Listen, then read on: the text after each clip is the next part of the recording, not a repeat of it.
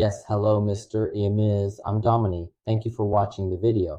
This time, I would like to introduce one-point advice that can be used in treatment for therapists and trainers. Today's topic is about toe orientation in a supine position. There are customers who say that the direction of the toe opens outward. You've asked me how I should approach it, so today I'd like to dig deeper into this topic. So let's get started. Let's start with the principle of movement.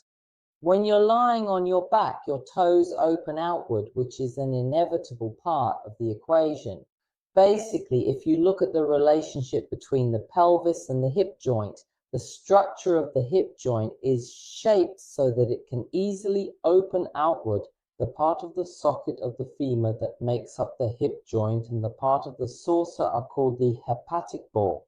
And this hepatic ball and the femoral head are the hip joint is made up of the hip joint, but the hepatic osteosphere itself is structured in such a way that it faces slightly outward. As a skeletal structure, the feet are easy to turn outward. If you look at the muscle group around the hip joint, the outer muscles are very strong. The muscles that turn the foot outward tend to be very small and weak, while the muscles that turn the foot inward tend to be very small and weak.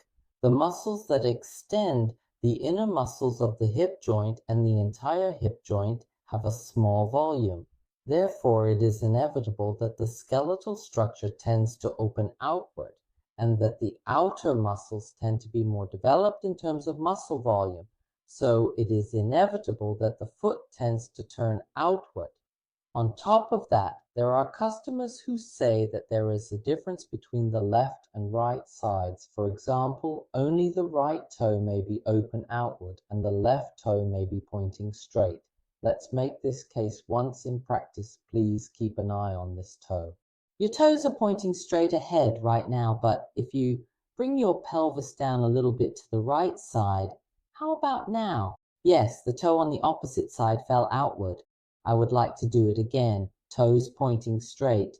This is a condition in which the pelvis is flat and flat.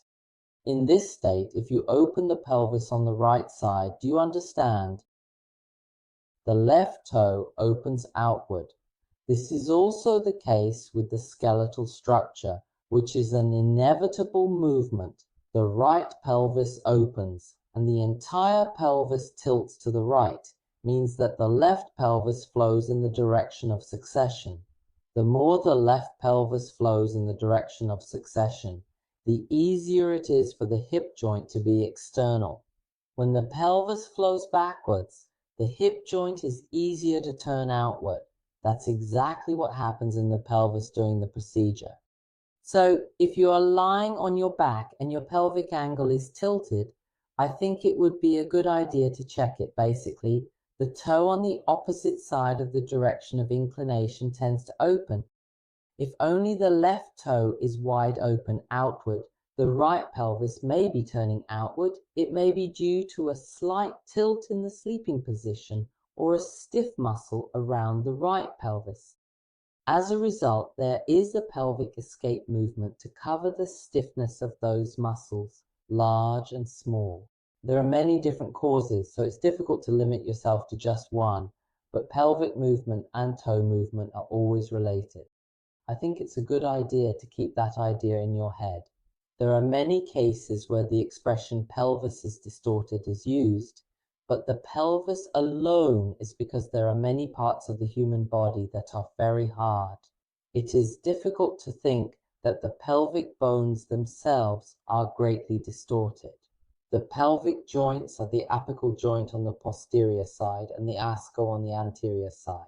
It's hard to imagine that these parts warp or shift greatly in everyday life scenes. When your body's balance is off, rather than the pelvic bone itself being warped, it is more likely that the angle of the pelvis is slightly shifted. The basic part of body care is to regain balance, so if leaning to the right, it's necessary to rotate as much as possible to the left. One idea is to cross your legs and twist the entire pelvis to the left, stretching around the waist and pelvis. Or you might want to focus on loosening up the hamstrings and around the waist. If the pelvis is rotating, you need to think about what approach you should take to return the rotation back to neutral. Once the area around the pelvis is in a neutral position, the movement of the hip joint also becomes straighter. I think the movement around the toes will be relatively stable. Please be sure to approach the issue of toe misalignment from the perspective of the pelvis and lower back. There may be cases where it's difficult to perform treatments because the toes are wide open. Cases where the toes are significantly open outwardly are seen. This is often observed in male clients. Because the whole pelvis rotates greatly backward, the feet open wide to the outside. Furthermore, if you live a life where you seldom use your inner muscle group, adductor muscles, and internal muscular system, you'll inevitably be drawn by your outer muscles and end up in this shape. Although having your toes widely turned out may feel comfortable for the recipient, however, it's quite challenging for the therapist to work with. So, what should you do in this situation? The basic method is to bend the knee towards flexion. In other words, by placing a pillow under the knee like this and lifting it upward. To cause a slight flexion in the knee, the hip joint must point straight. It is quite difficult to position the knee when the hip joint itself is turned out, creating stress on the hip joint. This may result in tension being felt at the back of the hip joint. If you're worried about your toes pointing outwards, think about creating a mild flexion in the knee.